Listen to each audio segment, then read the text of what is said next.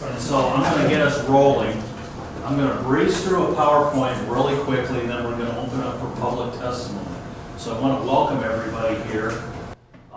This is a presentation and the beginning of a 30-day comment period on EV charging and how recommendations or public input for recommendations of either a CVJ ordinance or a plan, or it's going to really be up to you for public input of where the city goes forward. The impetus was that there was an ordinance created and Public Works Committee gave it to the Juneau Commission on Sustainability to look at it and to bring back a recommendation around August 1st. So we don't have much time, and so we opened up a 30-day public comment. What I'm going to do is I'm going to run through a little bit on electric vehicles, where they are in the world, what there's happened in Juneau, chargers, and then we're going to get to the scenarios that we're kind of thinking of, and then open it up for public comment. We are having the presentation filmed so that we can get this on the Juneau Commission Sustainability website so people can be informed of the information out there when they're making public comments. At this time, I'd like to introduce our staff with the Juneau Commission on Sustainability, and that's Tim Felstead in the back. Tim's been working to get all the documents and everything put together and on our website so we can open up for public comments. And I'd also like to introduce our commissioners. Gretchen Kaiser is a recent commissioner, and she's helped put some of this together. Steve Banke is an energy chair, and he's helped with this. And then we have Ed King, and we have Darrell Weatherall. And so everybody else, welcome. Greg, welcome as a new Bolt driver, I hear? Yeah. All right, cool. My wife is in. Your wife is, yeah, she took it over, huh? Yeah. Okay. All right, so I'm going to burn through some slides, and you know, I'll take a couple questions at the end, but I really want to move this into public comment because it's such a beautiful evening, and I want to respect your sunshine in Juneau. So, I'm Duff Mitchell, I'm the chairman of the Juneau Commission on Sustainability. I helped put together this PowerPoint presentation. So our task is to advise the CVJ Public Works Committee on EV charging permit and parking options to be adopted by a CVJ ordinance or not. We're going to open up the public comments, and then we're going to make a recommendation. So why go forward? Juneau community EV adoption is rapidly growing. Public chargers are becoming sometimes crowded, sometimes access is limited, sometimes you slide right in, there's not a problem. We recognize that public EV charging has costs, and more public charging stations are required, or at least that's the assumption. So a transportation perspective. Mankind used horses for 6,000 years. This was New York City in 1900, and there's one car. Decade later, where's the horse? So transformations can happen. A little down Juneau's memory lane. You know, this was South Franklin before there was another side to South Franklin. It was still the beachfront. That's Perseverance Trail. That's Alaska's first vehicle. It wasn't built in Detroit. It was actually built in Skagway out of a 2-horse marine engine by the guy's last name Sheldon, who became in charge of highways in Alaska. And there's Perseverance going to the motorized age. So another historical technology adoption example of transformation. In the 1980s, AT&T hired a company to say, where's the cell phone industry going? And they predicted in 15 years there would be 900,000 subscribers. They were off by a factor of 120, 15 years. So worldwide EV adoption growth has gone from 0 to almost, we're just now heading into 2.5 million vehicles. China and the United States are the largest markets. That doesn't mean we're the largest percentage, it just means we're the largest volume markets. EV sales in the US have been steadily going upward. This year is already up like 50 or 60% this time from last year. So there's the quarters, 63% globally year to year. Now let's go with the Juneau EV adoption curve. For a couple of years, we had less than 10. 2014, business invested in chargers with the Juneau Community Foundation. It was a grant and a cooperation with public-private. And we were able to put together, and there was a lot of thinking processes, where to put the chargers, what level do we do, level 1, level 2. There was really no rules on the road. We didn't know really how to do everything, but we worked through committees with JEDC, and we put in 8 chargers right about then. And now we're up to almost close to 300 vehicles. So we started with a half dozen, and now we're up to 300.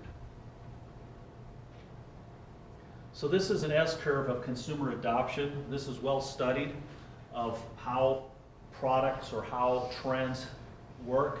You start with opinion leaders and you move up the curve on an S-curve. So right now Norway's in the early majority stage. You could also call it early adopter. China and the US are right here.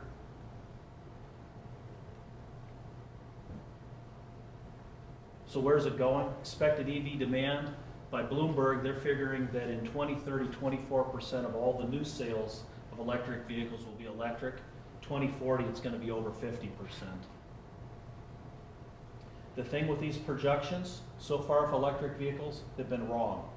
We get there faster, is where the trend has been with all the projections. If you look back in 2010, you look back in 2012, you look back in 2015, they're all wrong. We meet or beat the growth. So here's a little Juneau EV history. It used to be pretty novel when we put them in the parade. It's not novel anymore, which is, something that we did. Now people are aware of them. This was, we believe, the first EV purchased vehicle, not a homemade version, which is a little 3-wheeler out of China. It's about 15 years old. May end up in a museum. This is a Toyota RAV4, which they don't even make anymore, but it had Tesla batteries in it. This was in the parade, and this was a customized vehicle by someone who used to live here. So we have a National Drive Electric Week. Juneau used to have the bragging rights of the northern community to have a National Drive Electric Week event. Last year we got Gustavus to have one, so they became technically the most northern. But we have doubled. This was in 2015. 2014 we had 2. We didn't take pictures. 2015, this was a good chunk of the cars in Juneau. There was a couple people that called and said they were working, couldn't make it. But that's how many we had in 2015. 2016, we more than doubled. 2017, again, we doubled for the people showing up. But we're also doubling in the population of vehicles as well. So consumer acceptance. AAA just recently came out, AAA Motor Association came out, 1 in 5 drivers want an electric vehicle. So 20% of Americans would purchase an EV for their next vehicle. So EV consumer acceptance, this was done by NREL. It's really equal over the income ranges. Whether you're low income or high income, EVs are popular or as good or better as a gasoline vehicle. Now, the big thing is the young really are 70% are supportive of electric vehicle. So remember the horse analogy with the electric cars? Yeah, there was the guys 55 and 60 saying, yeah, I'm just going to keep shoveling, where the younger crowd went to motorized. We're going to be seeing the same thing. Electricity and electric transportation are going to grow with the younger crowds. So let's go to greenhouse gases. This is calculated by Alec Mesdag. He did a really good job of taking our hydropower rather than using national statistics. And a typical gas-driven vehicle in Juneau that gets 25 miles to the gallon and 10,000 miles a year produces 7,840 pounds of emissions, CO2 emissions, where an electric vehicle gets 14. If you go to the national average, it's a little higher, and it says that, but they use 22 miles and use 11,500 miles per year. So if you adjust it a little bit, it changes. It's still a whopping large number, 4.6 metric tons. So Alec calculated out the government, Department of Energy put out, well, what is the equivalent of miles per gallon for vehicles for emission purposes, not for your mileage versus fuel. But what is the difference between a gas vehicle and electric vehicle at different places in the country? And this is what they came up with. Now, Alaska conglomerated all the rural, all the natural gas, all of the other coal-driven electric plants. So this is based on your electricity generation. Well, because Juneau is on hydro, and virtually 100% hydro, that's the equivalent. It's huge. Okay, so let's go to the rectangular grain aspects of electric vehicles. This was calculated by ALEC using the same 10,000 miles per year, 25 miles per gallon gas vehicle at today's cost, which is $3.50 for a gallon of fuel, versus what we pay for electricity in Juneau. Again, you might as well give each family a permanent fund check with $1,000 with the difference.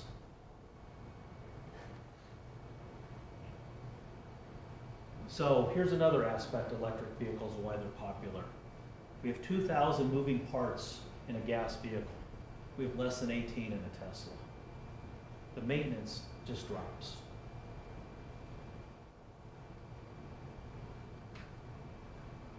Here's another advantage. EVs are far more powerful than an ICE, which is an internal combustion engine.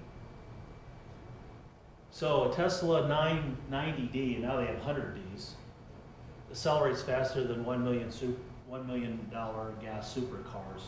But the interesting thing is, look at the torque. How many people own an electric vehicle?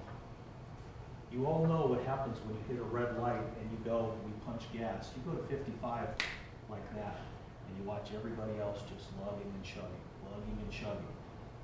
And that is one of the beauties of the torque of electric vehicles. So you actually save commute time, not by speeding, but by your acceleration, be able to get up to highway speed. So electric transportation is, well, it's just faster. Dodge Mopar, which was the last manufacturer in America to really switch over to electric, came out with the Tesla killer. They wanted the Dodge Demon Hellcat, 804 horsepower. Now, as a kid at 18, I had a Dodge Coronet 500, 383 4-barrel. It was the only vehicle that I owned that could spit tires forward and in reverse. I've never owned another car that could do that until I bought a Leaf. So, now if you read the fine print, because there was drag races between the Tesla 100 PD, the dual fancy top of the line Tesla, and the Hellcat right off the show floor at 804 horses. And I'm sorry, but the Tesla beat them, not every time, but substantially enough. It was more than 2 out of 3. So in there, ready to dominate, fastest production car, and then they even put in the fine print, excludes non-mass production vehicles, hybrids, and electrics, because they just can't beat a Tesla. So in June 1, they quit making them. Now, I don't know if that's because it's Tesla is no longer, their Tesla killer no longer kills a Tesla, but maybe there's just not the market, or the market's changed. But here's the news, USA Today, June 1, they've quit rolling them out. So electric vehicles are also 5 times more efficient. So whatever fuel you purchase, you're only getting 17 to 21% of the energy value out of your internal combustion engine. Where an electric vehicle, it's just more efficient. So if you're using renewable energy, you're using real renewable energy all the time because of the efficiency factor. So a big question has come up. Oh my gosh, electric vehicles are just going to put so much hazardous waste in our dump. We already have a problem in Juneau. What are we going to do with all this hazardous waste? I've been looking, and I haven't found any literature where any electric vehicle batteries have gone to landfills. They're very, very valuable. So what Panasonic does is they take used lithium-ion cells and they recycle them and put them in power tools, because you don't need the same energy density or the same 100% charge rate that you do in an electric vehicle as you do for secondary purposes. So all the vehicle batteries are repurposed. Nissan is now taking their Leaf batteries and powering rural Japanese highways where the electricity cannot reach them. So what they do is they put them on solar. That's a solar collector on both sides, and then at night it flips on and it runs off of solar power. BMW and Tesla, they're putting home units together using used cells and putting them together so that you can have off-the-grid situations. When I bought my electric vehicle, they said the replacement cells on the Nissan Leaf was about $8,500.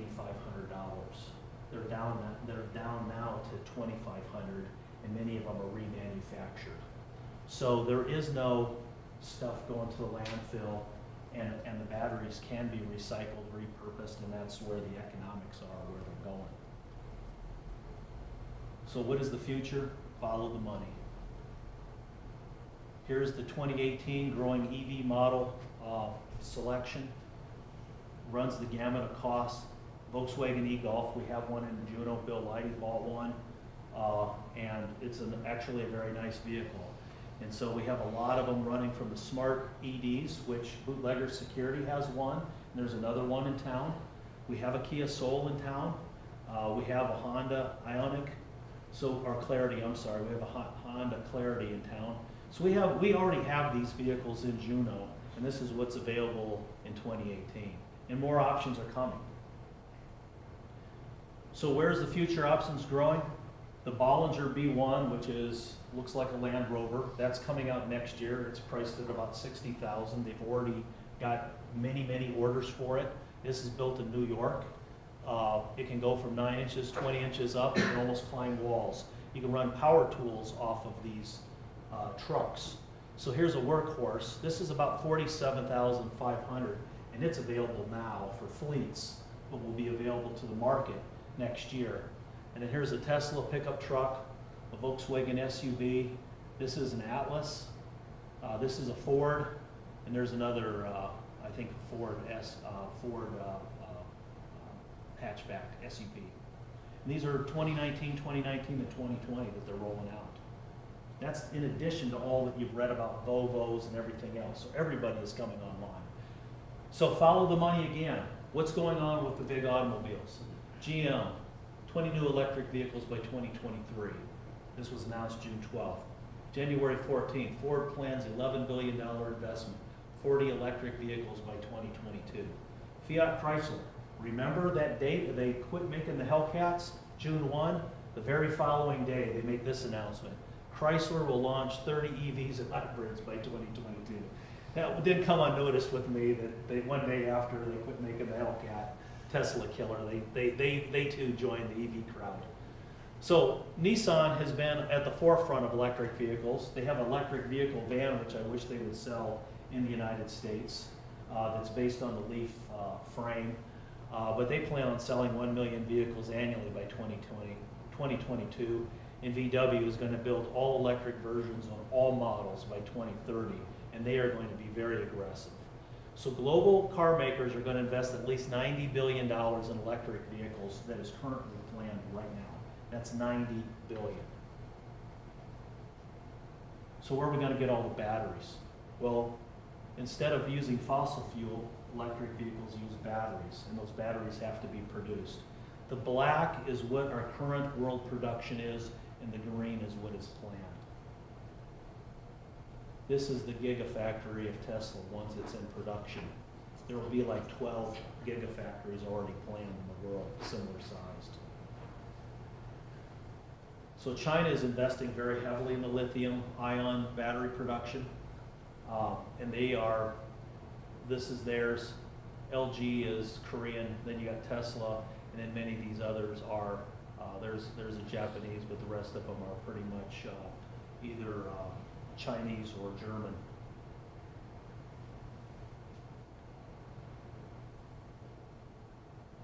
So why are all these vehicles going to come out and people are going to want them because they're so popular? I've already showed you the advantages. The one disadvantage they have is the purchase price tends to be a little bit higher than your average gas car. Well, they said that in 2017, Bloomberg said that it's going to be around 2020 that we're going to hit the $100 kilowatt per battery size, which is the tipping point where vehicles become affordable. So at the affordable vehicles at $90, which they thought was going to be around 2021. An economy EV needs to be at $60 a kilowatt per battery, and they were thinking that's going to be a little bit off 2022, 2023. Remember when all those cars are coming out in 2022 and 2023? That's because batteries are going to be cheaper then. But guess what? Tesla already announced they broke the curve. They already hit the nirvana, which is 100 kW early. So they're already there. That means everybody else is going to be also speeding up. Remember the one thing that I said? They have been meeting and beating expectations. So battery points, we've already hit the tipping point of electric vehicles for the cost. So I showed you an S-curve earlier. This is another S-curve, but this shows EV growth adoption versus other adoption technologies. I do not have EVs up here, but this goes from telephone and electricity and automobiles to tablets, digital, smartphones, and cell phones over here. And so we are becoming more adept at pulling technology and faster adoption when we have devices. And the industry expects the electric automobile to take the same curve. So we're at the very beginning of that S-curve. Juneau, we're at the very beginning. America's at the very beginning. And this is what could happen based on the current trends. Now, going back to greenhouse gases, transportation produces 27% of the U.S. greenhouse gases. So if we convert that locally, regionally, statewide, nationally, we have a serious impact on where greenhouse gases are flowing. So we have economics on one hand, and then we have greenhouse gas advantages on another. So the Juneau community values, well, they're represented in the Juneau Climate Action Plan, which many people contributed to. Amy was very much involved with that in 2011, and that kind of laid the foundation and laid the starting point where our community was kind of congregated our community values and put it in writing where we're heading. And then we've gone to the Juneau, in 2015, we passed a resolution expressing support for the advancement of electrified transportation vehicles and supporting infrastructure. And then we came out with the Juneau Renewable Energy Strategy that was passed this last year. So Juneau has a strong directional policy, aspirational goals of moving toward electric transportation. So let's get into charging, because that's where we need the public comments, is where do we take our charging to? Well, I want to lay some baseline. 80% of all charging is done at home. I know there's a lot of thoughts and thinking that, oh, if we have public chargers, people are just going to charge all of their vehicles on the public dime. That's not really true. The facts are, and the statistics show, that 88% of all electric vehicle charging occurs at home, usually at night, so you can have a full vehicle the next morning. And public chargers primarily provide a public safety service. Nobody wants to see someone at the side of the road, so they're used for topping off. They're used for things of convenience. They're used for, oh God, I went home last night, my wife's using the vehicle and I forgot to plug it in. So she's a little short. That's where the public service plugs. And also the rest of the country is thinking about charging as separate from parking. In Juneau, the current ordinance is kind of melding the two, which is all right. There's nothing wrong with that. But I'm just saying the charging convenience of topping off your vehicle is what people are looking for that have an EV are looking for, topping off purposes rather than parking. So average time spent on charging, residential charging, if you have a level 1, which is your regular plug in the socket in the wall, 110, take 290 minutes to get charged overnight, several hours. Level 2, which many people in Juneau also have in their home, it's a little under 2 hours. So if you plug it in at 11 o'clock and you program it for the time of use, on AOP's electric rate, you can get a discounted rate if you have a separate meter or a separate charger for it. On a level 3, 23 minutes average to charge from empty to full or half to full. Will, would you say you were over there for how many minutes? 16. 16 minutes. You went from 53% to 90% charge. It's fast. And we have one in Juneau. So let's look at where Juneau's current charges are. Here's a picture. I went out yesterday and filled up a couple blank spots. That's Eagle Beach. That's the Valley Library, the Rock Dump. That is the CBJ's Marine Parking Garage. There's UAS. There's the APK, the SLAM building. There's the new one out at Statter Harbor. There's Eagle Crest. There's KTO. There's Douglas Library. There's the new Downtown Transit Center. That's at Kootznoe. That's the Juneau Hydropowers over there across the street from McDonald's. There's Treadwell Arena, and there's ALP. Those are the 14 we currently have in Juneau. But we also have 2 coming soon that are also going to change things dramatically. Fred Meyer's is right now in the last throes of putting 2 level 2s and 2 level 3s at Fred Meyer's. The brewery, Alaska Brewery, is also putting a level 3 charger at their location. Their location isn't exactly determined yet, but it's getting real close. And we have other businesses talking about it. So the level 3 charger and level 2 chargers will be right there near Fred Meyer's.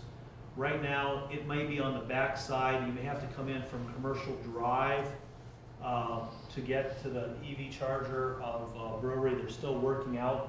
They want to offer convenience, but they're also balancing that economics where you want to put your charger near where you have high voltage.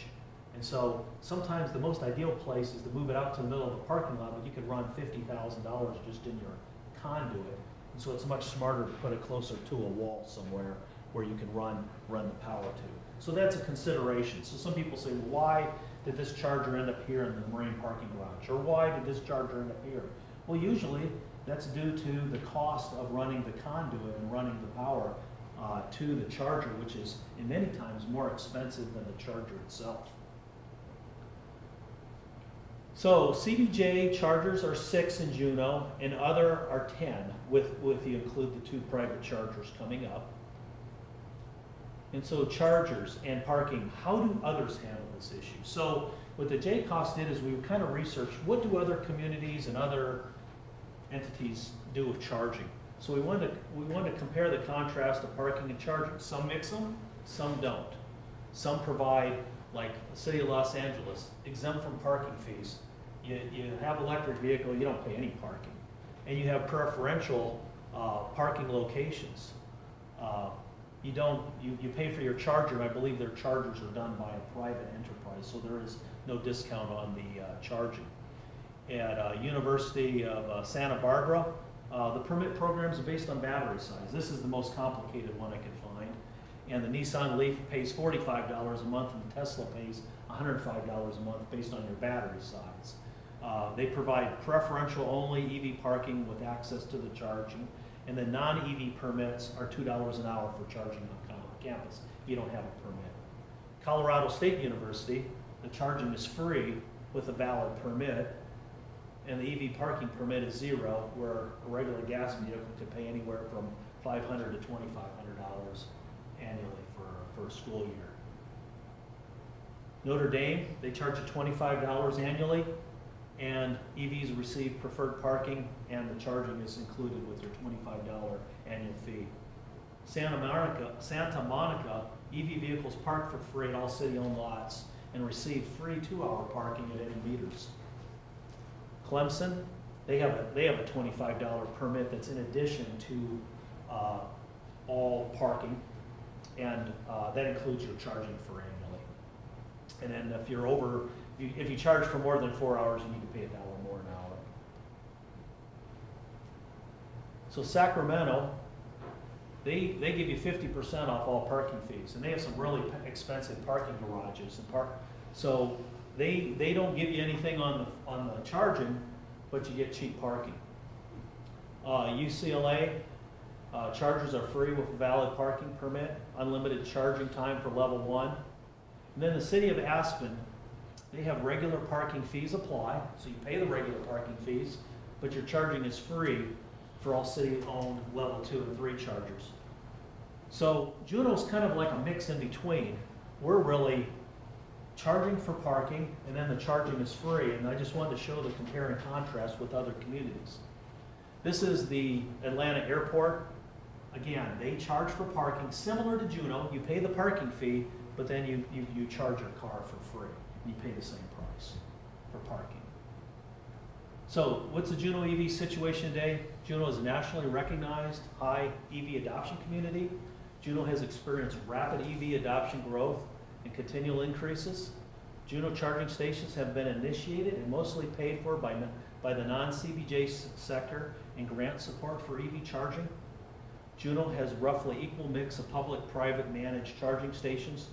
There are limited public charging stations on CBJ properties. I want to point that out because CBJ can only have a permit program and a charging program for their permits unless they voluntarily roll in or create some kind of plan to include the private chargers. So what is the status of CBJ charging? I just kind of put down what you pay and what you get at different locations. So the Downtown Transit Center, which is the newest one, the level 3, you pay 75 cents an hour. Parking is only allowed while actively charging. As Will said, you can only park there for a half hour really because you're full. And the little charger, the level 3 charger says you're full, so you're probably, technically you could get a ticket if you're there for more than 20 minutes. In many places, level 3, you actually have to sit with your vehicle because you're done in 10 minutes or 12 minutes. And the purpose of a level 3 charger is to top you off and get you out. It isn't to provide preferential parking. So the marine parking garage is 75 cents an hour. And again, you're only allowed while you're actively charging, and there's 2 level 2 plugs. And you could take 2 hours if you're close to empty on a level 2 to charge up your vehicle. Valley Library parking is free. They have two level 2 plugs. Douglas Library is free, and they have 2 level 2 plugs. Treadwell Arena parking is free, and there's only 1 level 2 plug. Mind you, where the parking is free, the parking is also free for gas cars, so there's no difference in parking. And then the Statter Harbor, they also charge for gas cars, $1 an hour, but they have 1 level 2 plug that you can park at. So we drafted up some potential scenarios with the J-Cost committee. Scenario 1 is do nothing. Recommend that no ordinance is necessary, needed, or required at this time. Perhaps there are not enough chargers to make it an issue or that to economically justify. There might not be enough electric vehicles to require an ordinance, and many other communities offer the same practice of what we currently offer right now. And we can always revisit the issue in the future. Scenario 2 is do something. Recommend that the draft ordinance as written be adopted. This would cover CBJ costs with a $50 EV permit, which would allow you to park at their 6 vehicles for a year. It would only cover the CBJ parking locations, even if private money was paid for chargers and installs. So many of the CBJ installs were done with grant and other sources, but that doesn't cover the operations costs. So, and it may or may not resolve the CBJ parking and charging congestion issues. Interestingly, I mentioned parking versus charging. This ordinance covers both parking and charging. And there may very well be valid parking issues that need to be resolved. Like, what do you do if you're parking there all day long, taking out a charger? Should you get a ticket? If you are a gas-driven vehicle and you park in a charging spot and just tie it up all day long, should you get a ticket? Those are parking issues, where charging issues are who's paying for the cost of the energy that you're taking in. Scenario 3, do more. Craft and adopt modified ordinance based on public comments that you're encouraged to put forward. Again, parking versus charging bifurcation comes up. Should we separate that or not? And we want to tie, or we don't want to tie, but we look at should an ordinance be more designed, put that back, more designed for the JRES, should it be tied to the climate action plan and the Juneau renewable energy strategy, which it could be modified to include those aspects and those goals. And then do a lot, craft and adopt a modified ordinance and plan based on public comments, do a go-forward EV charging plan, expand additional charging locations in Juneau, and establish parking and charging protocols. So these aren't inclusive. There could be another scenario. This is something that we just wanted to put out to the public for thinking, to gauge and to help bring in comments. So those are the go forward scenarios, and it is now 6:10, and I would like to open this up. I'll finish this off. If Juneau's ahead of the pack right now, what Juneau EV path lays ahead? So with that, we have public comments open from June 19th through July 18th. And the JCOS will take the comments in that the public provides. We will congregate them together. We will have a meeting, and we'll make a recommendation to Public Works, which the assembly is elected, and they can feel free to take it in part, reject it, or adopt something else. But we felt it was worthy to get the public opinion and the public comments in from not only the EV community, but from the non-EV community.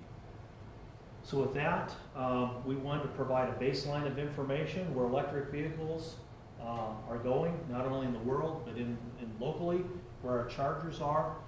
So we wanted to be able to put this on the website, so if anybody wants to make informed comments, they can at least look at this information that we have presented from the Juneau Commission on sustainability. So with that, we can open it up for public comments. I do have a sign-up sheet, and is there anybody that would like to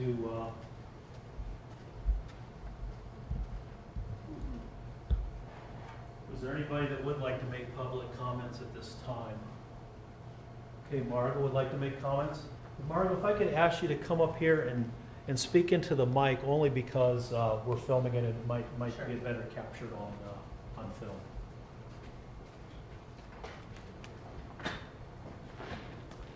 My name is Margo Waring, and I'm on the board of Renewable Juneau. My comments are not the final comments of Renewable Juneau, but just in response to this excellent presentation, which I think lays out the issues that are facing the community very well. And it's really a good thing, I think, for the community to discuss the future of EVs in Juneau and how best we can support their adoption, because we do want to see more EVs in Juneau. We believe that the CBJ should continue to strongly support EV adoption, largely because it is an effort that helps us meet the goals that are set in the Juneau Renewable Energy Strategy, which was adopted in February by the Assembly.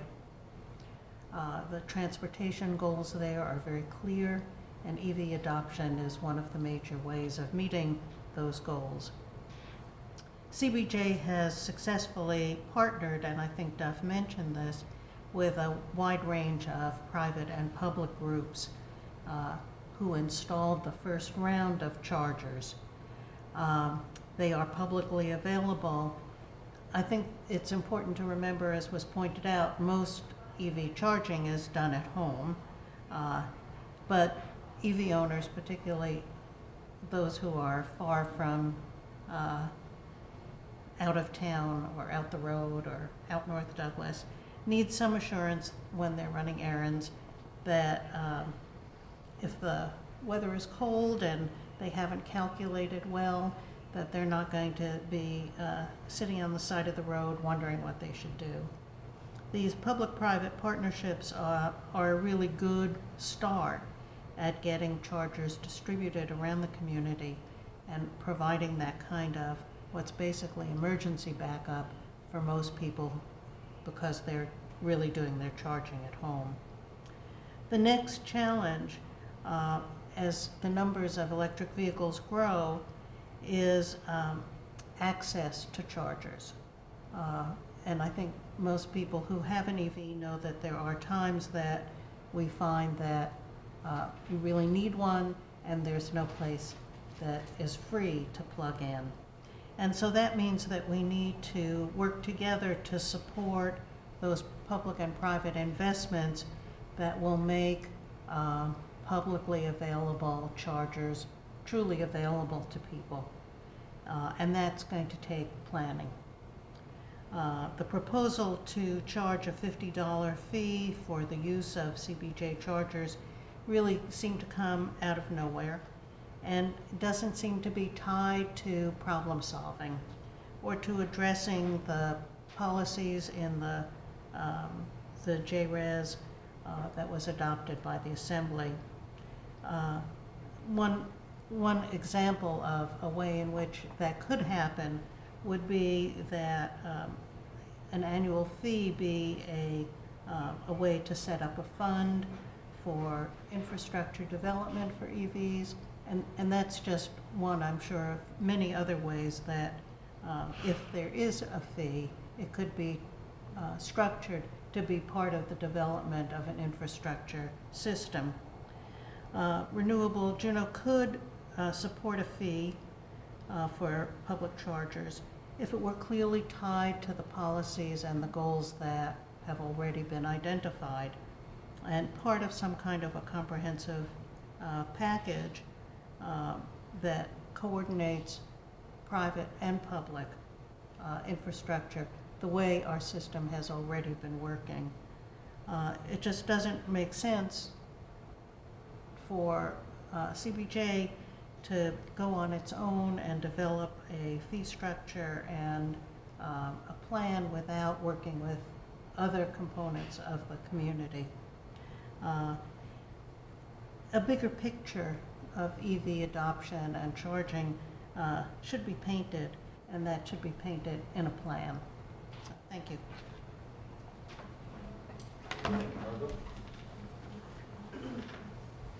Is there anybody else that would like to publicly testify? Can I just mention Michelle Ellis is here from CBJ Engineering. She's been doing a heck of a lot of work for CBJ staff in terms of increasing the number of charging stations in Juneau and trying to figure out what locations. So Michelle's done. Yeah, I would like to just second that. Michelle has been leading from the engineering department the chargers that have gone recently in the CBJs, and she was also tasked with the public works to work with us on this, and she's been invaluable. So yes, I would like to definitely do a call out for Michelle, and Michelle would do. Yeah, I want to. Do you want me to share that? Sure, that would be great.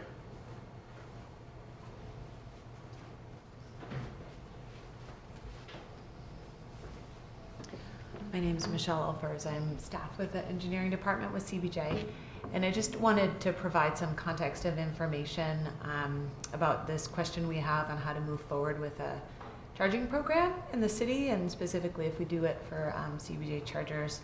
As Jeff pointed out, we have about 7 chargers right now that are on CBJ property and CBJ managed. And we got in our CIP $25,000 in sales tax this past year for FY18 to install chargers, and we're installing 3, and those are included in those 7 chargers that were presented.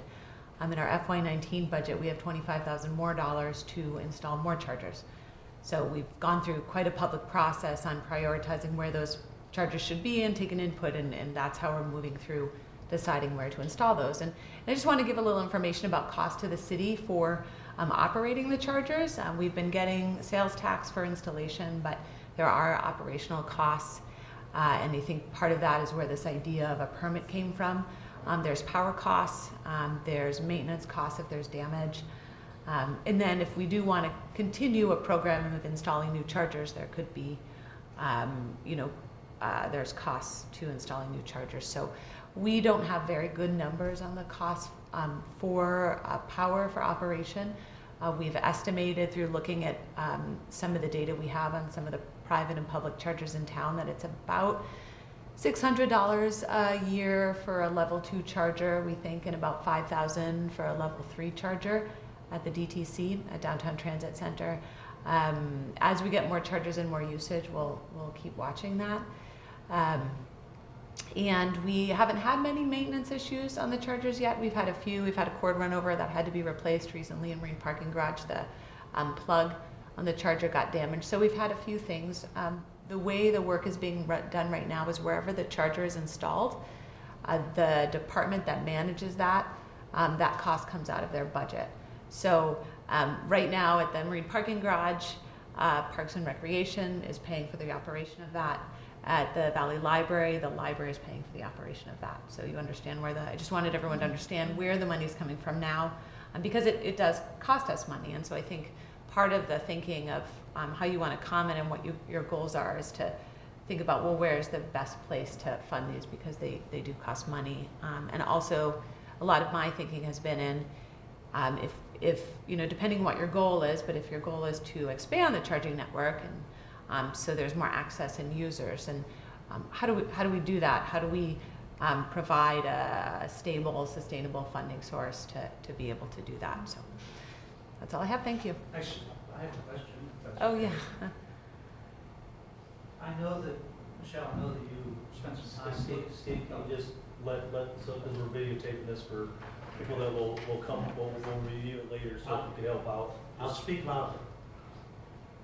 I know that you've spent some time looking at alternatives for public charging operations, and I know you've talked to some of the private outfits that provide those services. Could you just describe kind of what you found about that as those Sure. alternatives?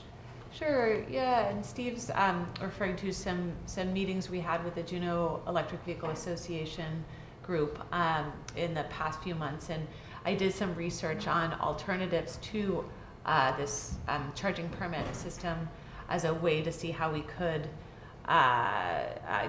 get some funding to pay for a program. And one of the things I looked at was a private management company like a ChargePoint or a Blink or an EVgo, and I talked to two different companies, ChargePoint and Greenlots, about their programs, and what we concluded, and this was talked about at the GIVA meetings, was that for the users and the volume we have now, the cost of the chargers to buy, you have to buy charger or software through these programs, was so high that it just the numbers didn't work out for the number of users we have right now. So we decided to not go in that direction at this time. Maybe in the future it will make more sense. We also briefly looked at credit card,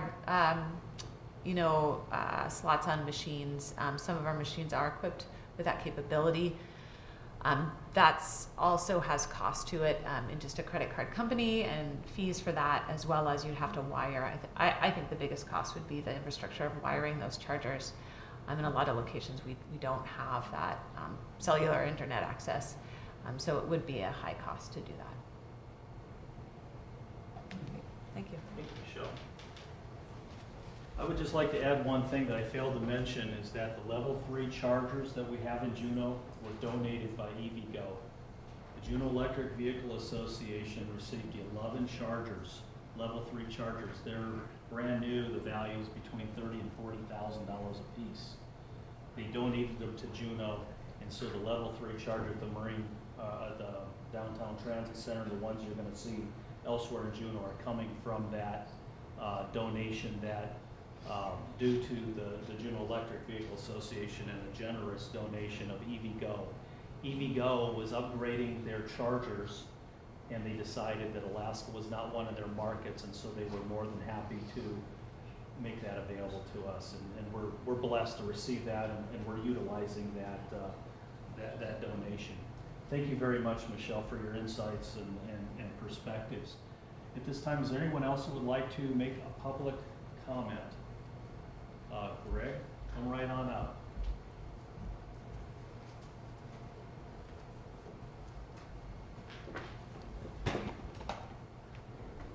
Thank you for doing this. I just want to make a quick comment from my perspective as a new EV owner, and that is that if I am required to pay a $50 fee for access to charging, I am going to be very motivated to use that charging. I'm going to have no incentive not to use it.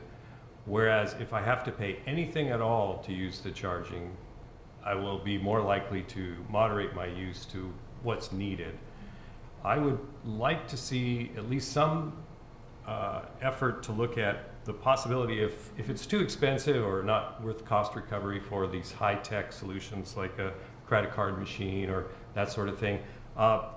We could just have a simple like a coin slot, or like we do for our parking spaces. It doesn't cost hardly anything to install those.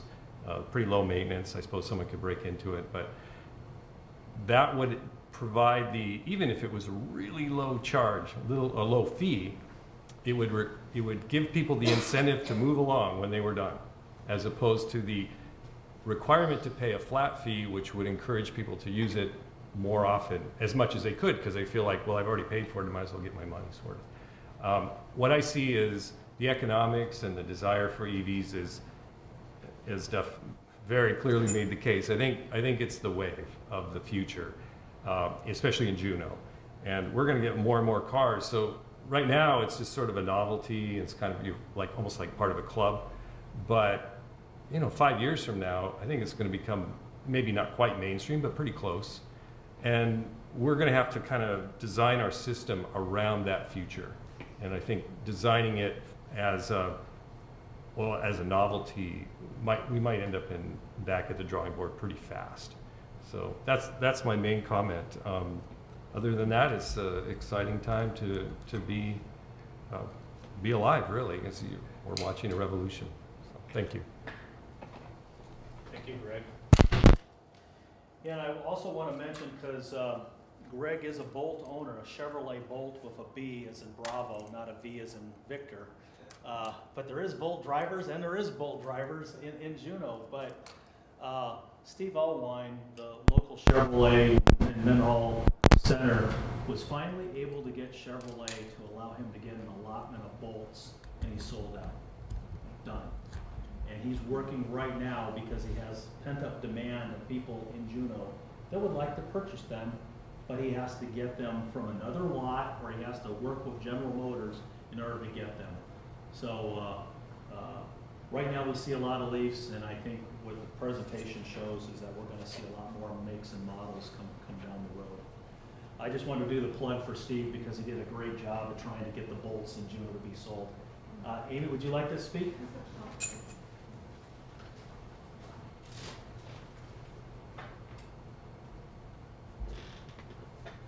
My name's Amy Skilbred, and similar to the last speaker, we own a Bolt with a B and a Volt with a V. And the likelihood of either one of those running out of a charge, if you charge it at night, is very low. And so I think the other thing to consider is, as new electric vehicles come online, your likelihood of running out of a charge in a day, I mean, our Bolt is at 220 on full charge right now, 220 miles, and in the winter about 140, 150. And even when I was driving kids all over the place, it's hard to go that many miles in Juneau in a day. So that's something to take into consideration as you think about how many chargers and everything else. Thank you. Thank you. Oh, and thanks, that was a wonderful presentation. Oh, thank you. Again, Amy Skilbred has been involved with the Juneau efforts and with the grants of getting the original 8 chargers, which you saw that graph. After that, everybody knew that there was a charging infrastructure and people were much more comfortable to buy. Will, would you like to speak? Go ahead. Thank you. Hi there, I'm Will Judy. I'm an EV nut. So I'm also a technology guru, and the things that I want to underscore right now is that this is a moving target. And to follow on Amy's comments, the running out of charge is a unique and novel problem that will work itself out, especially the next 5 to 10 years. The minimum we're going to have on vehicles that are coming out are in the 200-mile range. And in Juneau, I have a 100-mile range. I've never run out of charge. I'm never even concerned about it. So that's one aspect that I want to make sure is known. The other is that there is no technology standard really for level 3 at this point. If you look at Tesla, they have their own proprietary. If you look at Bolts, they have charged by CCS. We don't have any CCS chargers. They're expensive. We have the Chadmo chargers that were donated to us. Only the Leafs can use those, and only specific models of Leafs can use those. They require super high voltage, 480, which is very, very rare in Juneau. ALNP also has some really unfortunate billing requirements for those chargers. So we're going to see a lot of costs that we hopefully can work through. So, and the other is that I haven't heard you mention is that, you can't resell electricity in Alaska. So there's no like putting a coin in a slot to pay for the electricity you're using. You can't do that. It's against the law. So that's why they keep talking about fees, a service fee. So we either need to change the law or work within that framework, etc. And I'm a very big advocate of, if we want to pay a fee, I'm fine with that, but I want that fee to go toward building the infrastructure. But I also want to make sure that that infrastructure is for 5 years down the road. We're very reactionary, I think, when it comes to problems that we look at, and if we build out a whole bunch of level 2 chargers to meet today's needs or maybe next year's needs, we're going to totally miss the mark in 10 years. So I just want to make sure that we are thinking 10 years down the road, because as we put 8 chargers in and we had 3 cars, that seemed like an overkill. But now it seems like, why don't we have more chargers? So I don't want to get in that scenario again and build this up so we have lots of money, and we roll out this infrastructure that is for today or for a year from now or even 2 years from now. Because I think they're wrong. I think they're going to do what cell phones did. It's cheaper. We are past the early adopter phase. We are in that, everyone says, well, what's that car? How much does it cost you to drive it? They don't really know. It's a cell phone with wheels. They don't even buy they don't even buy a level 2 charger. They just get to plug it into the wall, and they never have to fill it up with, which I think is great. It might annoy the EV nuts that like the technology, but no, it literally is a cell phone with wheels for a lot of people, which is what I want, and that's what it will become. So I want to make sure that we think down the road to people who don't care about the technology. They just want it because it's cool and it's cheap and it's easy. So those are just my basic comments. I will submit in writing the rest. And very, very well, good point out. And we'll talk about CHAdeMO and CCS and the Tesla chargers. And what he's referring to is there's different protocols depending on whether you're GM or German manufacturer versus a Japanese manufacturer. And the Leafs do use CHAdeMO as well as some of the other Asian models. But they're not, you can't just run Chevrolet Bolt and plug it into one of the high speed. You can on the level 2. Tesla has created adapters, which, of course, if you're buying a $100,000 car, they're going to give you an adapter which you can take and plug and put on the end of the plug and fix with your Tesla. But until there is a unified protocol, we're going to have issues with that. Thank you very much, Will, for your viewpoints. Is there anybody else who would like to testify with our public comment period? All right. Well, I would just like to close and thank everybody. I did not show the references on the slides, but there is a lot of references. The horse, go ahead. Are these slides available anywhere? We are gonna, good question, we are gonna put them on the web probably tomorrow. Okay, and there will be references. And I just want to point out, I used some slides from some other presentations, and I have given credit to those references. So this wasn't all Duff's work or Juneau Commission sustainability work, but we put this together with research and references from other locations. And so yes, those will be on there. If there's no further, I will adjourn this and let everyone get out in that great sunshine. Tim, the last word? Yeah, I just wanted to mention, we've just given a few of these questionnaires out. You can actually take this survey online if you go to juneau.org sustainability. I've badly written that website address on the bottom of the questionnaire as well. If you want to fill that in online, you can do that rather than completing this and emailing it instead. So feel free to do that, and the stuff will say all that is going to be on the sustainability website tomorrow. Thank you, Jeff, for all your work. Thank you, guys. Thank you very much.